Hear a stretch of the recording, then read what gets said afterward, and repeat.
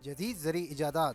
Asterisks robot ایک جدید زرعی روبوٹ ہے جو خاص کیمرہ سسٹم کی مدد سے فصل اور جڑی بوٹی میں فرق پہچان کر صرف جڑی بوٹی پر اسپرے کرتا ہے۔ یہ مشین کسانوں کو کم زہریلی ادویات استعمال کرنے، لاگت گھٹانے اور فصل کو نقصان سے بچانے میں مدد دیتی ہے۔ اس جدید ٹیکنالوجی سے نہ صرف محنت کم ہوتی ہے بلکہ پیداوار بھی بہتر ہوتی ہے۔ موسم۔